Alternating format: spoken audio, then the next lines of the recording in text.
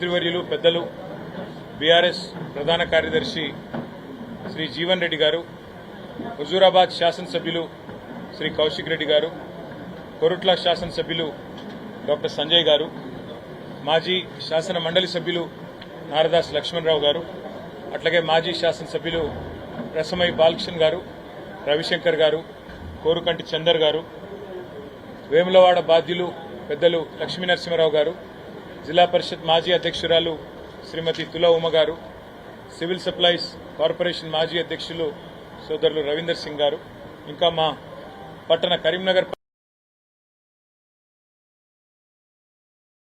రామకృష్ణారావు గారు అందరం కలిసి ఇవాళ కరీంనగర్లో నిన్న జరిగిన దుర్మార్గమైన ఘటన, అది దురదృష్టకర ఘటన అని చెప్పి ప్రభుత్వం తప్పించుకునే ప్రయత్నం చేస్తూ ఉంది. ఒక దుర్మార్గమైన ఘటన, సభ్య సమాజం తలదించుకునే విధంగా నాగరిక సమాజం, అందులో ముఖ్యంగా కరీంనగర్లో ఉండే చైతన్యవంతమైన ప్రజానీకం ఒక్కసారిగా ఉలిక్కిపడే విధంగా జరిగిన సంఘటన ఏదైతే ఉందో, ఈ విషయంలో మా పెద్దలు పార్టీ అధ్యక్షులు తెలంగాణ తొలి ముఖ్యమంత్రి కేసీఆర్ గారి ఆదేశం మేరకు మేమందరం కూడా ఇవాళ నిన్నటి ఘటనలో జరిగిన బాధితులను పరామర్శించి వారికి ధైర్యం చెప్పి, అట్లాగే ఏ జ్యువెలరీ సంస్థ అయితే ఉందో పీఎంజే, ఆ సంస్థ యాజమాన్యంతో కూడా మాట్లాడి ఏం జరిగిందో తెలుసుకుని, అట్లాగే స్థానికంగా ఉండే పోలీసు అధికారులతో కూడా మాట్లాడి మరి సంఘటన జరిగి దాదాపు 30-32 గంటలైతా ఉంది. మరి ఏం జరిగింది, ఇంకా ఎందుకు ఇంత అరాచకానికి తెగబడ్డ వాళ్ళు, బహుశా నాకు తెలిసి కరీంనగర్ చరిత్రలో ఎన్నడూ కూడా ఇట్లాంటి దుర్ఘటన ఎన్నడూ కూడా జరగలేదు, ఇంతటి దుర్మార్గమైన సంఘటన ఎన్నడూ జరగలేదు. 5 పొద్దున్నే 11 గంటలకి 5 దొంగలు ముష్కరులు పిస్తళ్లు పట్టుకొని ఒక షాపులో డే లైట్లో చొరబడి అక్కడ ఉన్న వాళ్ళందరినీ భయభ్రాంతులకు గురిచేసి దాదాపు అర్ధగంట సేపు ఆ షాపును, ఆ ఏరియాని హైజాక్ చేసినంత పనిచేసి చివరికి కాల్పులు జరిపి దారుణంగా దాదాపుగా వారు పడిపోయిన వాళ్ళు చనిపోయారేమో అనుకుని భయపడి పారిపోయారు తప్ప పోలీసులు రావడం వల్లనో లేకపోతే ప్రభుత్వ స్పందన వల్లనో ఏమీ జరగలేదు. ఇవాళ పరిస్థితులు ఎట్లా ఉన్నాయి తెలంగాణ రాష్ట్రంలో అంటే, కేసీఆర్ గారి ప్రభుత్వంలో ఆనాడు కేసీఆర్ గారు తీసుకొచ్చిన విప్లవాత్మకమైన వ్యవసాయ విధానాల వల్ల రైతు బంధు లాంటి పథకం కానీ, 24 గంటలు వ్యవసాయానికి ఉచితంగా విద్యుత్ ఇచ్చే కార్యక్రమం కానీ, పెద్ద ఎత్తున చెరువులను మిషన్ కాకతీయలో టేకప్ చేయడం కానీ, అట్లాగే నీటి వనరులను గోదావరి కానీ కృష్ణా కానీ సద్వినియోగం చేసుకోవడంలో కానీ ఇవన్నీ చేయడం వల్ల కేసీఆర్ గారి ప్రభుత్వంలో మన రాష్ట్రం పంజాబ్ను, హర్యానాను తలదన్ని వ్యవసాయంలో నెంబర్ 1గా నిలిచింది. మరి వాళ్ళ రేవంత్ రెడ్డి గారి హయాంలో ఎట్లా ఉంది అంటే, బీహార్ను, ఉత్తరప్రదేశ్ను తలదన్ని నేరాలలో మన రాష్ట్రం నెంబర్ 1గా నిలిచే ఒక దౌర్భాగ్యపు పరిస్థితి దాపురించిందని చెప్పక తప్పడం లేదు. ఎన్నడూ కరీంనగర్ చరిత్రలో, నేను కూడా ఇక్కడ పుట్టినవాడిని, ఇక్కడ చదువుకున్నవాడిని 2-3 ఏళ్లు. కరీంనగర్లో నేను దాదాపుగా నాకు 45 ఏళ్ల సంబంధం ఉంది కరీంనగర్తో. ఈ కరీంనగర్ పట్టణంలో నాకు బుద్ధి తెలిసినప్పటి నుంచి ఇక్కడున్న పెద్దలు కూడా అందరిని అడిగినాను, జీవన్ రెడ్డి గారిని, కమలాకర్ గారిని, ఇంకా మా సోదరులందరినీ, ఎప్పుడన్నా ఎన్నడన్నా ఇట్లాంటి సంఘటన గురించి మీరు విన్నారా? 5 తుపాకులతో 5 ముష్కరులు వచ్చి ఒక వ్యాపార సముదాయంలో చొరబడి భయభ్రాంతులకు గురి చేసి దాదాపు 4-5 కోట్ల రూపాయల విలువైన సంపద దోచుకోవడమే కాకుండా 32 గంటలైనా పత్తాలేరు వాళ్ళని పట్టుకునే పరిస్థితి లేదంటే ఎంత దౌర్భాగ్యమైన పరిస్థితిలో రాష్ట్ర ప్రభుత్వం ఉన్నది, ఎంత హీనమైన పరిస్థితిలో ఈ నగరంలో పోలీసింగ్ వ్యవస్థ ఉన్నది, దాన్ని బట్టి చెప్పవచ్చు. శాంతి భద్రతలను పర్యవేక్షించాల్సిన రాష్ట్ర హోంశాఖ గౌరవ ముఖ్యమంత్రి గారి చేతిలోనే ఉన్నది. మరి ముఖ్యమంత్రి గారు ఏం చేస్తున్నట్టు, ఆయన కింద పనిచేస్తున్న పోలీసులు ఏం చేస్తున్నట్టు దీన్ని బట్టి అర్థం చేసుకోవచ్చు. ఇవాళ ఇదేదో ఒక సంఘటన కాదు ఈ రాష్ట్రంలో జరిగింది. ఈ మధ్యకాలంలో ఒక్కసారి మీరు చూడండి దయచేసి, హైదరాబాద్ శివారు ప్రాంతంలో చందానగర్ అనే ఒక ఏరియా ఉంటుంది. చందానగర్ అనే ఏరియాలో ఇట్లాగే ఒక జ్యువెలరీ షాప్ మీద పడి అక్కడ కూడా పొద్దుట పూటనే దాడి చేస్తే ఇంతవరకు ఆ సంఘటనలో ఏమైందో, ఎవరికి న్యాయం చేశారో ఇంతవరకు ఎవరికి తెలియని పరిస్థితి. నిన్నగాక మొన్న ఒక బహుశా వారం 10 రోజుల కింద అనుకుంటా, హైదరాబాద్కి నడిబొడ్డు గుండెకాయ లాంటి కోటిలో ఏటీఎం వద్ద తుపాకులతో దాడి చేసి కాల్పులు జరిపి అక్కడ కూడా నగదెత్తుకొని పోయినారు. అంటే రాజధానిలో అక్కడా రక్షణ లేదు. ఇవాళ కరీంనగర్ లాంటి చైతన్యవంతమైన పట్టణంలో ఇక్కడ శాంతి భద్రతల మీద కనీస అదుపు లేదు, ఆజ్ఞ లేదు. ఏది కూడా ఇవాళ ఈ ఘాతకాలకు అంతం లేకుండా, ఏది కూడా కనీసం పర్యవేక్షించే నాదుడు లేకుండా అనాథగా మారిపోయినట్టుగా శాంతి భద్రతల విషయం కనబడతా ఉన్నది. నిజానికి కేసీఆర్ గారి నాయకత్వంలో ఆనాడు గంగుల కమలాకర్ గారు మంత్రిగా, నేను మంత్రిగా ఇదే కరీంనగర్ పట్టణంలో సేఫ్ సిటీగా కరీంనగర్ను చేయాలి, స్మార్ట్ సిటీ మాత్రమే కాదు అని ఆలోచన చేసి 769 సీసీ కెమెరాలు పెట్టించాం. ఇది రాష్ట్ర ప్రభుత్వం తరఫున ఆనాడు ఒక ప్రత్యేకమైన చొరవ చేసి పెట్టించాం. కమలాకర్ గారు స్థానిక శాసనసభ్యుడు కూడా కాబట్టి ఆయనకు ప్రజల మీద ఉండే ఒక కమిట్మెంట్తోని ఇక్కడ ఉండే అపార్ట్మెంట్లు కానీ, గేటెడ్ కమ్యూనిటీలు కానీ, బస్తీలు కానీ వాళ్ళందరినీ మోటివేట్ చేసి ఆయన కూడా దాదాపుగా రకరకాలుగా పర్సనల్ కెపాసిటీలో, ఆ కమ్యూనిటీ కెపాసిటీలో ఒక 1000 పైచలకు సీసీ కెమెరాలు ఆయన కూడా పెట్టించారు. అంటే ఒక సేఫ్ సిటీగా ఉండాలి. ఎక్కడైనా ఒక చిన్న చీమ చిటుక్కుమన్నా, ఒక నేరం జరిగినా, ఒకరు వాకింగ్కి పోయినా పొద్దున మన కుటుంబ సభ్యులు, లేదా ఒక పార్కుకి పోయినా, ఒక షాపుకు పోయినా, ఇంకొకడికి పోయినా సేఫ్గా మళ్ళీ ఇంటికి రావాలి. ఎవరైనా నేరం చేయాలి అంటే భయపడాలి అనే విధంగా మేము ఆనాడు బ్రహ్మాండంగా కార్యక్రమాలు తీసుకున్నాం. ఒక సీసీ కెమెరాలు మాత్రమే కాదు, ఆ రోజు శాంతి భద్రతల విషయం ఎంత పటిష్టంగా ఉండేదంటే కేసీఆర్ గారి నాయకత్వంలో, కేసీఆర్ గారు ముఖ్యమంత్రి అయిన తర్వాత ఇచ్చిన మొట్టమొదటి జీవో హోంశాఖకే ఇచ్చారు. ఇచ్చి రాష్ట్ర వ్యాప్తంగా అప్పటికి ఆ డొక్కు బండ్లు ఉండేటి పోలీసులకు, అవి నూక్కుని దొంగలెంబడ ఉరకాలంటే ఆ బండ్లు వాటిని నూకాల్సిన పరిస్థితి ఉండేది పోలీసులకి.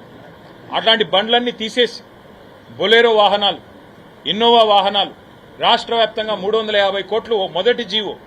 ఎందుకంటే శాంతి భద్రతల పరిరక్షణకి టాప్ ప్రయారిటీ ఇచ్చి కేసీఆర్ గారు రాష్ట్ర వ్యాప్తంగా ఆధునీకరించారు.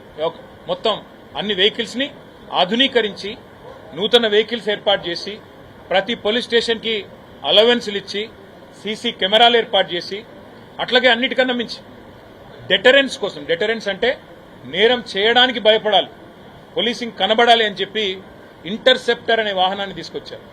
ఇంటర్సెప్టర్ అంటే ఏంది? Interceptor is nothing but a mini police station. ప్రతి చౌరస్తాలో కేసీఆర్ గారి గవర్నమెంట్లో ఒక ఇంటర్సెప్టర్ వాహనం ఉండేది. ఎందుకంటే ఎవరైనా నేరం చేయాలి అంటే అక్కడ పోలీసుల బండి కనబడుతున్నది, మనం ఎటుపోయినా తప్పించుకోలేము అనే ఒక భయం ఉండేది. మరి ఈరోజు ఆ ఇంటర్సెప్టర్ వాహనాలకు దిక్కులేదు. మన రామగుండం పోలీస్ కమిషనరేట్ పరిధిలో నేను చూశాను, ఈనాడులో వార్త వచ్చింది, పోలీస్ బండిలో డీజిల్ లేక పోలీసులు బండ్లు నూక్కుంటా పోతా ఉన్నారు. ఈ రోజు రాష్ట్రంలో ఇది పరిస్థితి. మరి హోంమంత్రి ఎవరయ్యా అంటే ద గ్రేట్ రేవంత్ రెడ్డి గారు. నేను అనేది ఇవాళ ఈ రాష్ట్రంలో ఈ రకంగా పోలీసుల వ్యవహారం ఉంటే ఆ పోలీస్ మంత్రి గారు ఏం చేస్తున్నట్టు, ప్రభుత్వం ఏం చేస్తున్నట్టు, పట్టపగలు 11 గంటలకి ఉదయమే 5 తుపాకులతో కరీంనగర్లో దుండగులు సంచరిస్తుంటే ఏం చేస్తున్నట్టు ఇక్కడ పోలీస్ యంత్రాంగము? గుడ్డి గుర్రాల పనులు దొమ్ముతున్నారా? ఏం చేస్తున్నారు? మా కార్పొరేటర్లను తీసుకొని పోయి ఎప్పుడో 20 ఏళ్ల కిందటి కేసులు పెట్టి జైళ్లలో పెట్టడం, మా వాళ్ళు పిల్లలు ఎవరైనా సోషల్ మీడియాలో పోస్టు పెడితే ఫోన్ చేసి బెదిరించడం, ఒక రీట్వీట్ చేస్తే 20 రోజులు జైల్లో పెట్టడం, ఇదేనా పోలీసింగ్ అంటే ఈ రాష్ట్రంలో ఈరోజు? ఎంత అరాచకమైన పరిపాలన! నేరాలు, ఘోరాలు, వీటి నియంత్రణలో ప్రభుత్వ వైఫల్యం వల్ల, ఇవాళ శాంతి భద్రతలు అడిగంటిపోవడం వల్ల ఇవాళ మనం బీహార్తో ఉండే పరిస్థితులతో పోటీ పడే ఒక దౌర్భాగ్యపు పరిస్థితి ఈ కాంగ్రెస్ ప్రభుత్వం వల్ల, రేవంత్ రెడ్డి గారి వల్ల వచ్చింది అని చెప్పక తప్పదు. ఇవాళ ఒక సేఫ్ స్టేట్ గా ఉన్న తెలంగాణలో 2.5 ఏళ్లలో అన్ని వ్యవస్థలు కుప్పకూలిపోతా ఉన్నాయి. ఒకవైపు ఎండాకాలంలో విద్యుత్ ఇచ్చే పరిస్థితి లేదు, విద్యుత్ కోతలతో ప్రజలు అలమటించిపోతా ఉన్నారు. తాగునీటిని కనీసం మెయింటైన్ చేసే పరిస్థితి లేదు మిషన్ భగీరథని. ఇంకా ఎండాకాలం పూర్తిగా రానేలేదు, ఎక్కడికక్కడ నీటి ఎద్దడి. ప్రజలు మమ్మల్ని అడుగుతా ఉన్నారు, అన్న బోర్లు కావాలి, ఊర్లలో బోర్లు కావాలి, పట్టణంలో బోర్లు కావాలి అని అడిగే పరిస్థితి. ఏమైందయ్యా మిషన్ భగీరథ అంటే?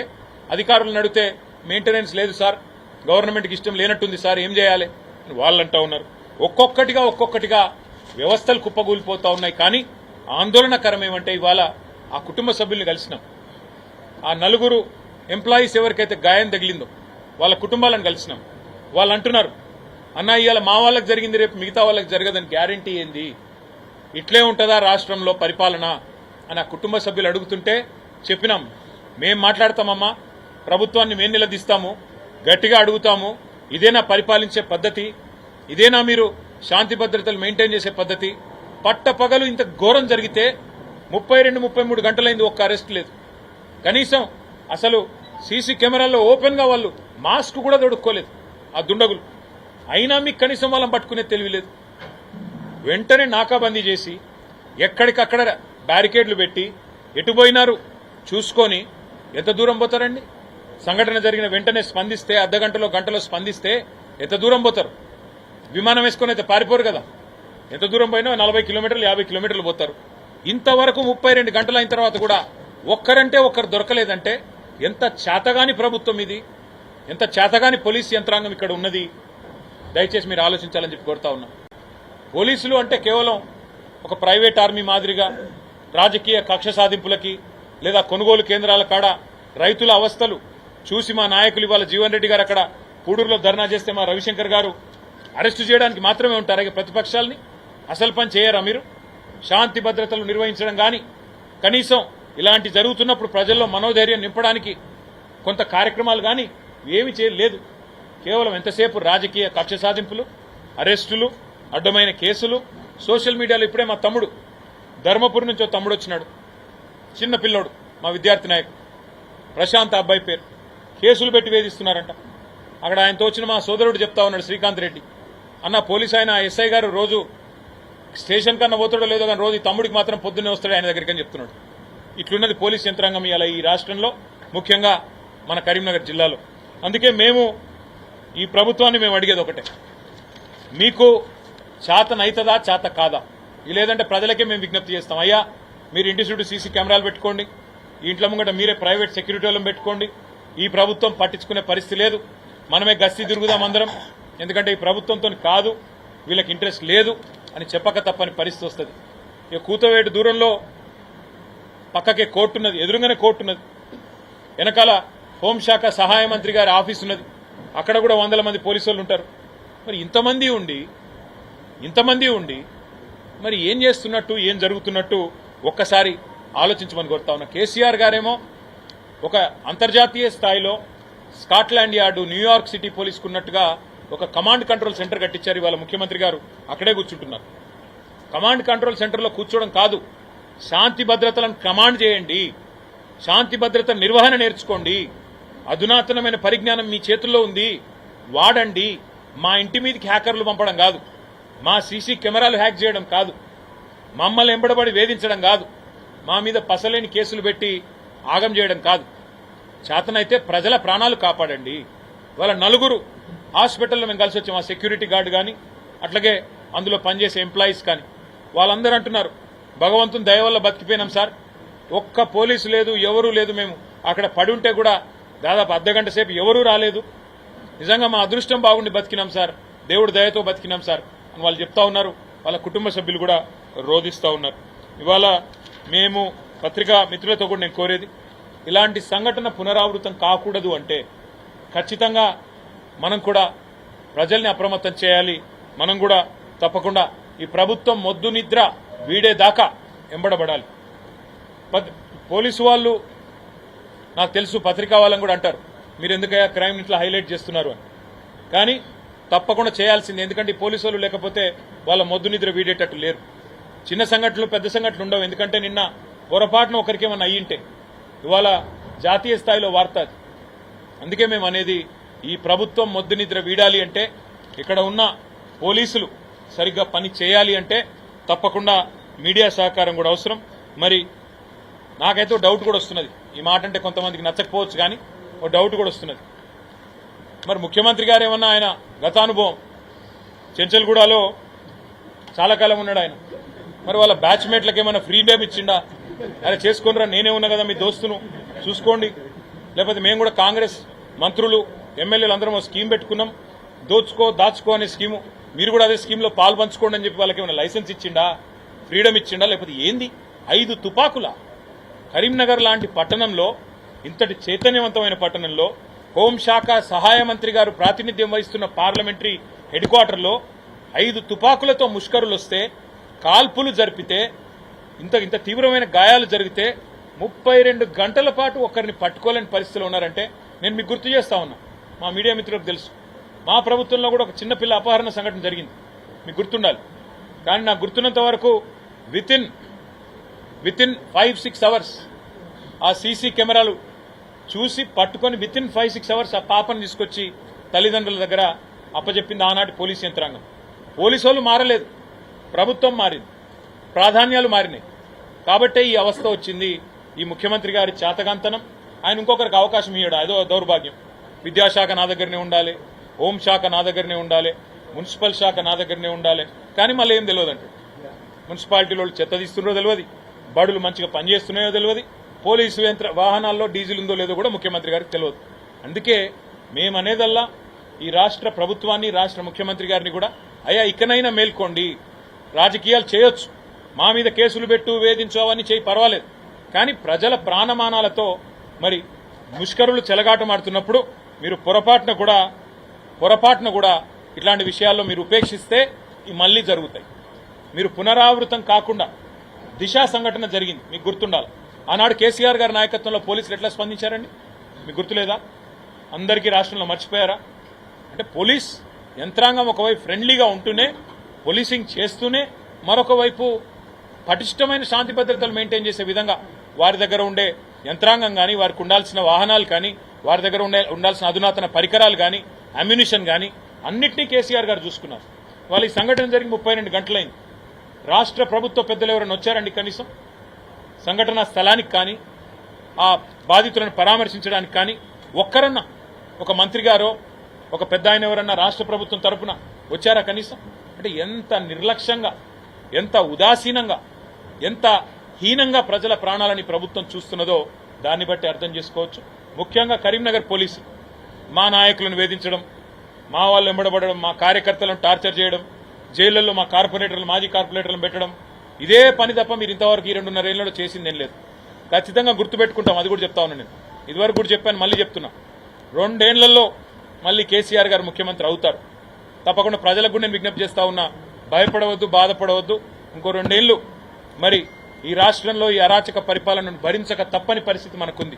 కానీ ఎవరెవరైతే అధికారులు ఇవాళ రేవంత్ రెడ్డి గారికి ప్రైవేట్ ఆర్మీగా పనిచేస్తూ మా నాయకులను, మా కార్యకర్తలను వేధిస్తా ఉన్నారు, ప్రజల ప్రాణాలకు, మానాలకు రక్షణగా నిలబడాల్సిన మీరు మాయంబడబడి మా కార్యకర్తల్ని, మా పార్టీ నాయకుల్ని హింసిస్తున్నారో వారికి నేను ఒకటే చెప్తా ఉన్నా, మీరు రిటైర్ అయినా వదిలిపెట్టం, మీరు ఎక్కడికి పోయినా వదిలిపెట్టం. మీరు అనుకుంటుండొచ్చు నేను నల్గొండలో పనిచేసినా రేపు వచ్చి మళ్ళా ఎవరో మా కరీంనగర్లో మా నాయకుని పట్టుకొని వచ్చి ఎక్కడో పోస్టింగ్ ఇప్పించుకుంటాను. ఎవరిని వదిలిపెట్టం. తప్పకుండా ప్రతి ఒక్కరూ ఎవరైతే ఇవాళ అత్యుత్సాహం ప్రదర్శిస్తూ ఇబ్బంది పెడతా ఉన్నారో, మంచిగా డ్యూటీ చేసే వాళ్ళతో మాకు పంచాయతీ లేదు, కానీ ఎవరైతే రేవంత్ రెడ్డి గారి మెప్పు పొందడానికి ఇష్టం వచ్చినట్టుగా వ్యవహారం చేస్తా ఉన్నారో వారిని తప్పకుండా గుర్తుపెట్టుకుంటాం.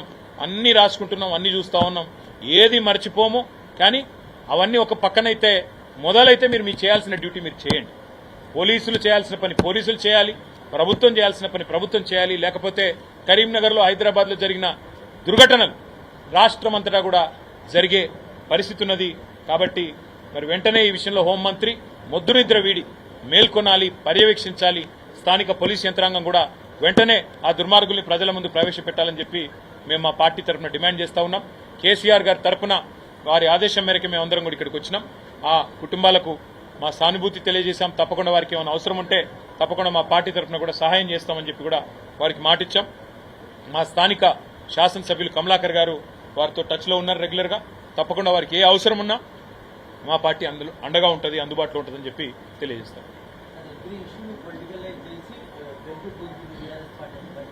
ఇప్పుడేమైనా ఎలక్షన్ ఉందా? మొన్ననే కదా బండి సంజయ్ గారు కోట్ల రూపాయలు ఇక్కడ కరీంనగర్లో కుమ్మరించి చాలా కష్టపడి కార్పొరేషన్ ఎన్నికల్లో అత్యవసర మార్కులతో గెలిచారు. ఇప్పుడు ఏం ఎలక్షన్ ఉంది? మాకు ఏముంది రాజకీయం చేయడానికి? అయినా బండి సంజయ్ గారు మాట్లాడితే అందరు నవ్వుకుంటారు. ఆయనకు శివాలు తప్ప ఆయనకేం తెలుసు? ఆయన హోంశాఖ సహాయ మంత్రి. ఆయన విమర్శిస్తే రాష్ట్ర ప్రభుత్వాన్ని విమర్శించాలి, ఇది పరిపాలన వైఫల్యం. రాష్ట్ర హోంశాఖ మంత్రిని విమర్శించాలి. ఎందుకు బండి సంజయ్ గారి నోట్లోంచి పొరపాటున కూడా రేవంత్ రెడ్డి గారి గురించి ఒక్క మాట రాదు? ఎందుకు భయం? రేవంత్ రెడ్డి గారిని అనాలంటే, రేవంత్ రెడ్డి గారికి ఏమైనా విమర్శ చేయాలంటే ఎందుకంత భయపడుతున్నారు బండి సంజయ్ గారు? ఏం కాంది శీకుల భూముల విషయంలో కలిసి పనిచేసే వ్యవహారంలో ఏమైనా ఇబ్బంది కలుగుతుందన్నా? మాకు అన్నీ తెలుసు, టైం ప్రకారం అన్ని బయటకు వస్తాయి. ఎంత డీప్గా కనెక్షన్లు ఉన్నాయి, ఏం జరుగుతున్నాయి అన్ని బయటకు వస్తాయి. ఎవరికి సహాయంగా ఉంటున్నారు, సహాయ మంత్రి ఎవరికి సహాయంగా ఉంటున్నారు అన్ని బయటకు వస్తాయి. పాలనలో అధికారులు భాగం కాదా? పరిపాలనలో బ్రదర్ కుక్క తోక నాడించాలి, తోక కుక్క నాడించకూడదు. ఒక్క నిమిషం, నేను మీతో సంవాదానికి రాలేదు. కుక్క తోక నాడించాలి అంటే కుక్క ఎవరు? ప్రభుత్వం. ప్రభుత్వం అంటే ఎవరు? ముఖ్యమంత్రి, మంత్రులు. వాళ్ళు సరిగ్గా పరిపాలిస్తే అధికారులకు ఏం చేయాలో చెప్తే, ఇప్పుడే నేను చెప్పాను కదా, కేసీఆర్ గారి హయాంలో మేము ఏం చేశామో చెప్పాను, ఎందుకు శాంతి భద్రతలు బాగున్నాయో చెప్పే ప్రయత్నం చేశాను. కానీ ఇప్పుడు అధికారులు కూడా ఎట్లున్నారండి? అధికారులు కూడా సిట్ అంటే సిట్టు, స్టాండ్ అంటే స్టాండు, ఉస్కో అంటే ఉస్కో, డిస్కో అంటే డిస్కో. ఇవాళ ఏమనాలి మరి మేము? మా వాళ్ళు తప్ప అది? అంటే మా వాళ్ళని కక్షపూరితంగా కాంగ్రెస్ నాయకుల కంటే హీనంగా అధికారులు ప్రవర్తిస్తే ఊరుకోవాలా? వాళ్ళు వదిలిపెట్టాలా, ఉపేక్షించాలా? ఏం చేయాలి మరి మేము? కాంగ్రెస్ కార్యకర్తల కంటే హీనంగా కొంతమంది పోలీసు అధికారులు పనిచేస్తున్నారు, ఇక్కడ కూడా ఉన్నారు, వాళ్ళు వింటున్నారు. ఎస్, నేను చెప్తున్నా, పక్కా చెప్తున్నా. కాంగ్రెస్ కార్యకర్తల కంటే హీనంగా, అంతకంటే ఎక్కువ అభిమానంతో ఇవాళ ఎలక్షన్లు కూడా పనిచేసినారు. ఇది వాస్తవం. మా వాళ్ళని బెదిరిస్తున్నారండి ఎలక్షన్ నిలబడ్డ వాళ్ళని. ఇవన్నీ జరుగుతున్నాయి. మరి అది గుర్తు చేయకపోతే ఎట్లా?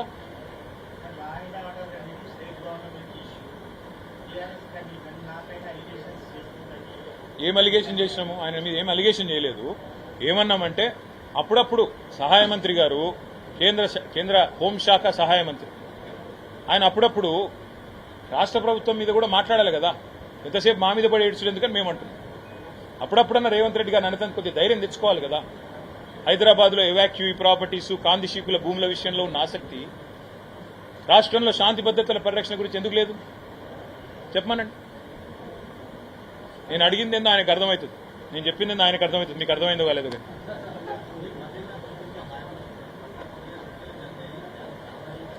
బ్రదర్ ఒకటి చెప్తాను, ప్రభుత్వం అన్నప్పుడు నిర్వహణలో కొన్ని దుర్ఘటనలు జరుగుతాయి, నేను కాదంటలేదు. వాటి మీద ప్రభుత్వం ఎట్లా స్పందించింది అన్నది పాయింట్. ఎస్, మా గవర్నమెంట్లో కూడా జరిగినాయి, నేను కాదంటలేదు, కొన్ని జరిగినాయి. ఎంత స్విఫ్ట్గా పట్టుకున్నాం వాళ్ళని, ఎంత స్విఫ్ట్గా పనిష్ చేసాం. ఇప్పుడు నేను దిశ ఎన్కౌంటర్ గురించి చెప్పాను, దిశ సంఘటన గురించి చెప్పాను. ఏం జరిగింది? ఎంత స్విఫ్ట్గా గవర్నమెంట్ స్పందించింది. అట్లాగే ఈ రోజు కూడా నేను అనేది 32 గంటలు అయిపోయిందండి సంఘటన జరిగి, ఒక్క మంత్రికి టైం లేదా? జిల్లాలో ఎంతమంది ఉన్నారు మంత్రులు? 3 ఉన్నారు. ఒక్కరికి సమయం దొరుకుతలేదా ఇక్కడికి వచ్చేందుకు? ఒక్క బాధ్యత గల వ్యక్తికి ప్రభుత్వంలో వచ్చి చూడడానికి అవసరం లేదా? ఇదేనా మరి ప్రభుత్వాన్ని నడిపే పద్ధతి, ప్రజలకు ధైర్యం చెప్పే పద్ధతి? ప్రభుత్వ స్పందన కొరవడింది, ప్రభుత్వంలో చలనం కొరవడింది, ప్రభుత్వంలో మానవత్వం కొరవడ్డది, ప్రభుత్వంలో ధైర్యం చెప్పే గుణం కొరవడ్డది. అది మా బాధ. ఇప్పుడేం ఎన్నిక లేదు, ఇంకోటేమీ లేదు కదా బ్రదర్.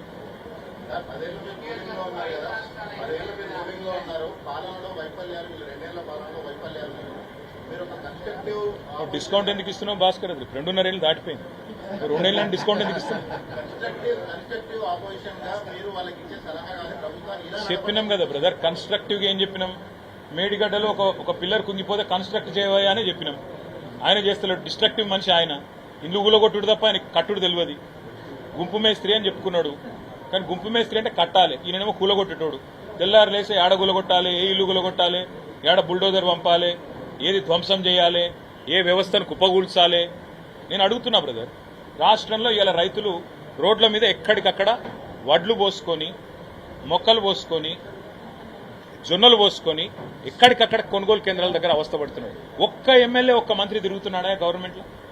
మేము ఇవాళ తిరిగి ధైర్యం చెప్పే ప్రయత్నం చేస్తున్నాం. ఇవాళ నేను సంగారెడ్డి జిల్లాలో సాశివపేటపై అడికెళ్ళి ఇక్కడికి వచ్చాను, మా నాయకులు పిలిస్తే. ఎందుకంటే ఈ సంఘటనకున్న ప్రాముఖ్యత వల్ల. మరొక్క మంత్రికి తీరిక లేదా? ప్రతిపక్షంలో ఉన్న మేము ఇవాళ మేము ఇంత సోయితో మేము తిరుగుతుంటే 3 మంత్రులున్న కరీంనగర్ జిల్లాలో ఒక్క మంత్రి గారు రారా? ఏం పద్ధతి ఇది? ఇది కన్స్ట్రక్టివ్ ఆపోజిషన్ చేయాల్సిన పనే కదా. నిర్మాణాత్మక సూచనలు ఇస్తున్నాం. 769 సీసీ కెమెరాలు పెట్టాం, పని చేస్తున్నాయో లేవో చూసుకోండి. కమాండ్ కంట్రోల్ సెంటర్ పెట్టినాం, అది పనిచేస్తుందో లేదో చూడండి. ఇంటర్సెప్టర్ వాహనాలు తిరిగి ప్రవేశపెట్టండి.